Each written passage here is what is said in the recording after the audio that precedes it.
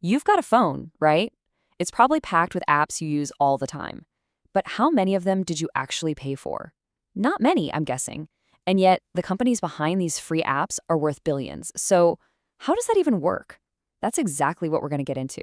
Let's pull back the curtain on this whole free app world. I mean, it's the question, right?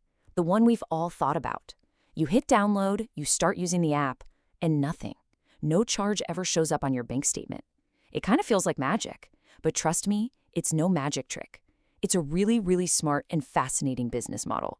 Okay, so let's break it down. First up, the most obvious part, there's no price tag, and that's huge, right?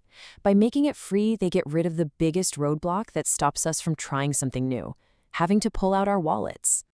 And it's not just a one-time thing either. For so many of these massive apps, you can just keep using them. No mandatory subscription for the basic stuff. It really does feel like it's too good to be true, doesn't it?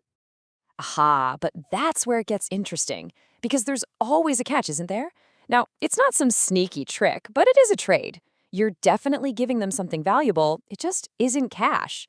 So let's figure out what that something is. So, here's the big secret, the main idea behind all of this. Those free apps, they're not really free at all. Oh, you're paying all right. You're just not using dollars and cents. You're paying with a different kind of currency. And honestly, in our world today, it might be even more valuable. Welcome to what they call the attention economy. It's a wild concept, but it's simple. In this economy, your eyeballs, your time, your focus, that's the cash. Companies are literally in a battle for every second of your day because your attention is the product they can turn around and sell. Think of it this way. When you buy a coffee, you trade cash for the drink. Simple. When you use a free app, you're trading your attention and, as we'll see, your data. It's just a different kind of payment, but it is absolutely a transaction. So how does this all work in practice? Let's get into the specifics. All right, first up is the big one, the model you probably already guessed, advertising. Seriously, the easiest way to picture your favorite free app is just to think of it as a gigantic, interactive billboard that fits in your pocket. And how it works is, well, pretty straightforward. You're just doing your thing, scrolling, watching videos, playing a game. While you're busy, some brand out there is paying the app for a little ad space on your screen. The app pops the ad in front of you and bam, they just made money. That's literally it. And this is the key. The longer you stay on the app, the more ads they can show you, and yep, the more money they make. In this whole setup, you're not actually the customer. Your attention, that's the product. And it's being sold to the real customers, the advertisers. Okay, but ads aren't the whole story. There's another huge strategy called freemium. And the perfect analogy for this? Imagine a cool nightclub with a roped-off VIP section. So, everybody can get into the club for free, right? You can hang out on the main dance floor, enjoy the music, have a good time. That's the basic app. But if you want to get past that velvet rope into the exclusive VIP lounge, you know, the one with better tools, no interruptions, all the special perks, well, you got to pay up.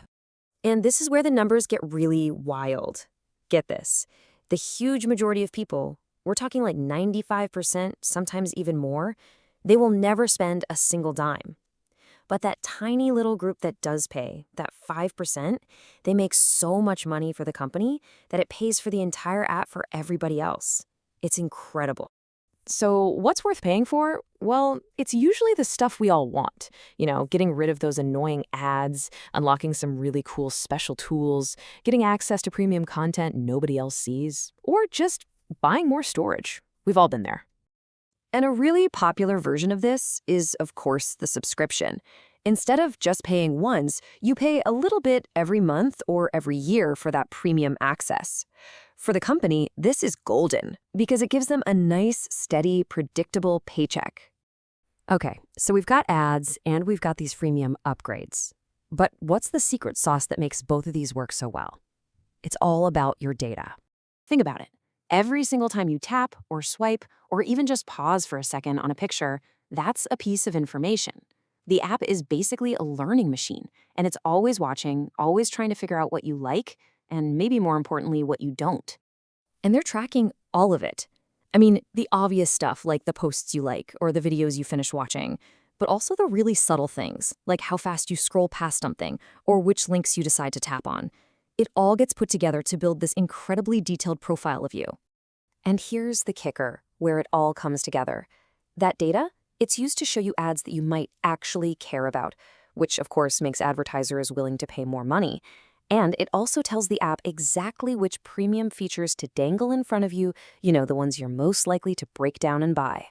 So the really important thing to get here is that these aren't just separate ideas. They're all woven together.